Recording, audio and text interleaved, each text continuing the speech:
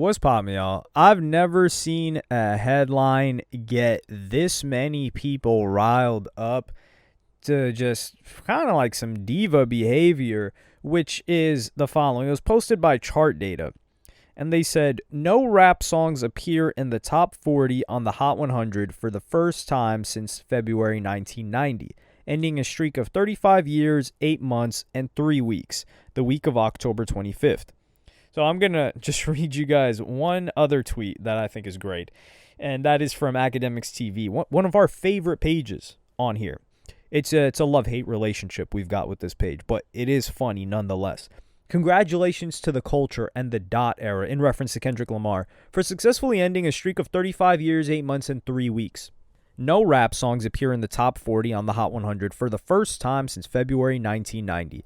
You goofy hip-hop journalists cheered for the label, UMG in this case, and supported the smear campaign to push out the only guy, Drake, who carried this genre for 15 consecutive years by calling him a PDF, pat yourselves on the back.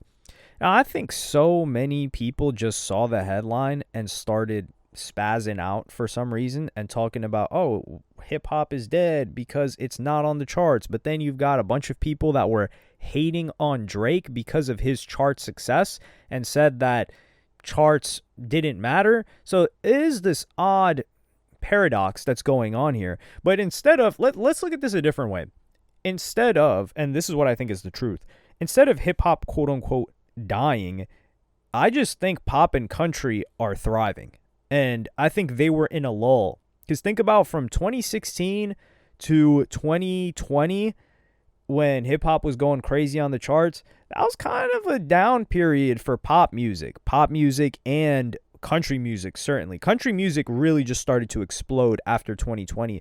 I think it possibly had to find its era in the streaming domination, because there were always country acts that would drop and they would go to the top of the charts off of physicals or ticket sale bundles, because a lot of people would pre-buy tickets to go to their shows, and those would count towards the album sales, which I don't think that's much of a thing anymore. But if we just look at the Hot 100 right now, and of course you've got Latin trap, reggaeton, and other Spanish-speaking genres, but those aren't really dominating the top 40. If we actually sit down here and look at the top 40 of the Hot 100, you'll see number one, Taylor Swift's got 12 tracks in the top 40. So if Taylor Swift was just not a factor, yeah, we'd still have rap tracks in the top 40. That's all there is to it. But if we look through it, right, there's the Hunter X, which is K-pop. So we've got pop, Taylor Swift. We've got K-pop, which is that Hunter X. They've got a couple of different songs in the top 40. We've got Mutt by Leon Thomas, which we all love Leon Thomas here. If you don't love Leon Thomas, GTFO, you're not welcome here. Just come to the next video. It's okay. Or you can just sit down and be frustrated in the back of the classroom, kind of fiddling with, is it the cuticles on your nails and scratching those up till you bleed like one of those weird kids. So you've got Leon Thomas, you've got Justin Bieber, you've got Olivia Dean, who's got multiple tracks. She's more of a English pop star act. You got Morgan Wallen, right? This is all just, you got Kalani, you got Chris Brown.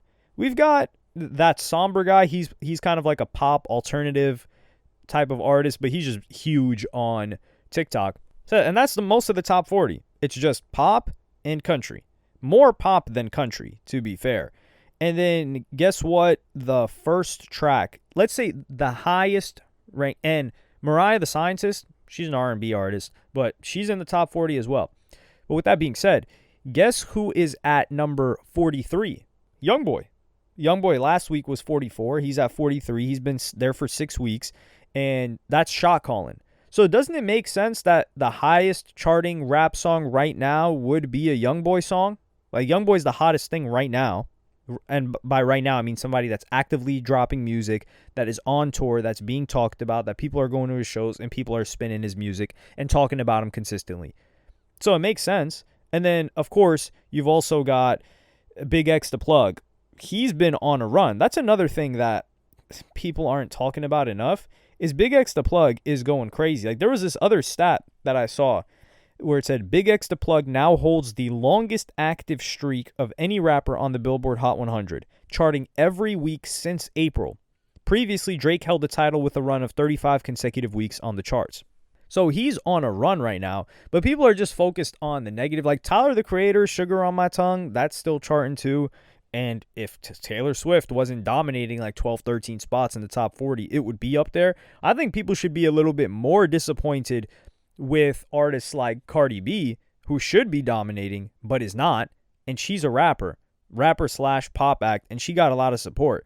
Gunna, he's charting where he's supposed to be, but Cardi B is an A-tier artist. Why is she not higher up? Why is YoungBoy out charting her? Her music didn't really stick from what I'm gathering. Like G Herbo's having a good run, and that's just talking about the chart. So I think people are really exploding over this whole chart thing for no reason. When we take a look at the actual music that's being dropped this year, 2025, I've had a blast listening to rap music, man.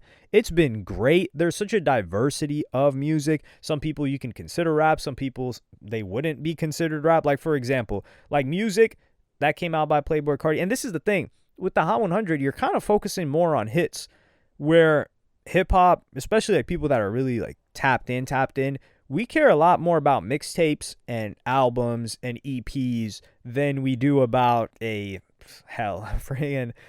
single. Like, oh yeah, dude, like our favorite, like Flo Rida's got another.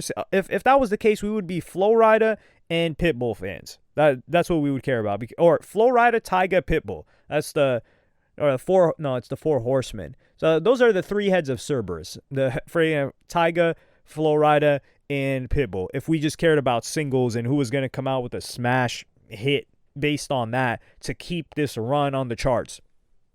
And people, they just start, like, for example, this tweet I think is so wrong.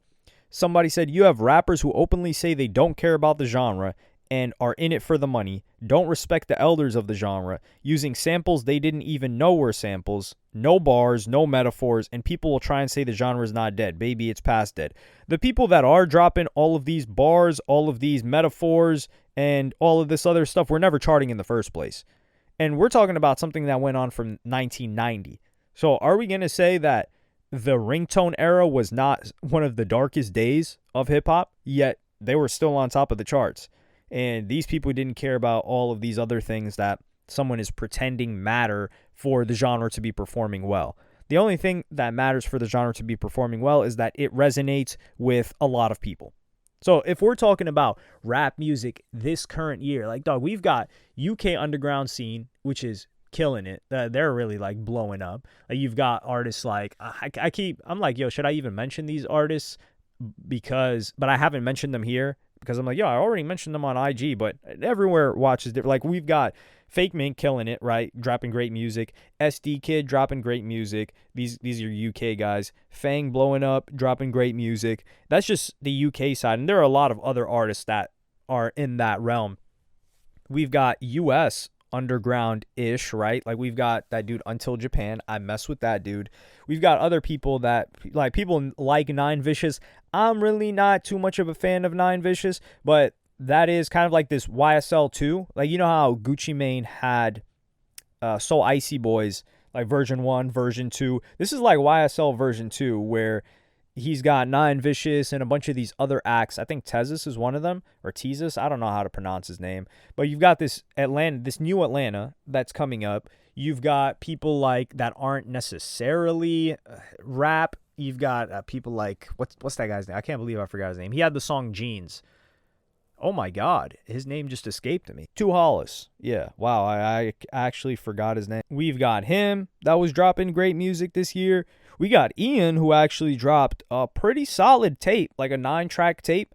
I think he's gotten a lot better. Who else? We've got a lot of other people that I can name off the top, but this is the new flock that we should be excited for. So we've got UK artists that are really transitioning into the US and have a US fan base. We've got new underground in Atlanta. We've got artists scattered all over that are a little bit maybe of like electronic / rap mix. And we're doom posting because there aren't some hits on the top 40. Like, yeah, maybe it's time for a new flock of artists to come into the game, which is exactly what's happening right now. Young Thug's album clearly did not hit for sure, but Gunna dropped a great album. We had the Lil Tecca album as well. G Herbo's been on kind of like a second prime. A lot of people have been giving G Herbo credit. We also got Chance the Rapper was a great album. We also got Central C, but that was early in the year. So let's just talk about something more recent, right? Who else has dropped recently? We are not talking about Lil Wayne, The Carter Six. I think y'all overhated that album personally. I didn't think it was good, but yeah, JID had dropped the project. Clips dropped the project. Y'all overglazed the hell out of that. That thing was overrated. Doesn't mean I don't think it's great, but yeah, you guys for sure overrated that one. But people love that project. So we've gotten so much good music this year, and this is the problem that I have. The same people that are talking about like, yo, like, why are you focused on the charts? Like that, like, who cares about that? Just talk about the good music. And then now when they get this statistic, they're like, oh man, it's because like the music sucks right now. No, 2025 has been a great, outstanding year for projects. 2025 was better than 2024. And partially because, Yeet Dangerous Summer. Oh, man, I can't believe I didn't even mention that one. That just randomly came into my mind. Yeet Dangerous. I was impressed by Yeet Dangerous Summer. I might do a video covering the cover article, the cover story that he did for Complex. I think it was really interesting. It would probably be a longer video. I'd just like read through and kind of just talk about my thoughts on Yeet over the years, because when Yeet first came out, I was like, what the hell is this? What is this guy talking about? But then I listened to a couple of songs. I think it was off Too Alive.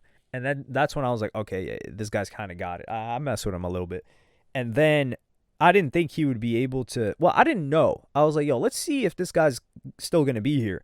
And he's still here. And he's doing better than he was 4 years ago, I would say. 2021 is when he really took off, right? 2020, I think it was like the beginning. So we've gotten so many great albums. And I don't like that people are taking it as like hip hop. No, pop is doing its thing right now. And, sometimes it's cool to just chill, take a backseat. This is a restructuring period, We've got so much good music, so why are we upset? You're upset because more people are not listening to, and we have a lot more good artists, I think, than we did 10 years ago. Like there was a smaller concentration, which maybe makes it easier for the songs to chart. But yeah, I think we're in a good place right now. I think people just went crazy off of this. If they opened the charts, then they would understand like, oh, okay, I see why hip hop's not up there. Like, does hip hop fit into any of this stuff? And I think partially Big X the Plug is one of the rappers that's been able to integrate with kind of like this country-ish sound or like collaborate with the artist. I think that's the song that's charting, the one with Bailey Zimmerman. Or no, Ella Langley. Is Bailey Zimmerman even an artist? I could have swore I saw a song with them. Either way. Yeah, I think people are overreacting. It's a great year. We should celebrate all the great music that came out this year instead of tripping over some like pop and country having their time. Hip-hop had its time for a long time at the top of the mainstream. And y'all hated then too. But yeah, let me know what y'all think about this in the comments. Like, subscribe, and hit the notification bell if you enjoyed. And I'm going to see y'all in the next one.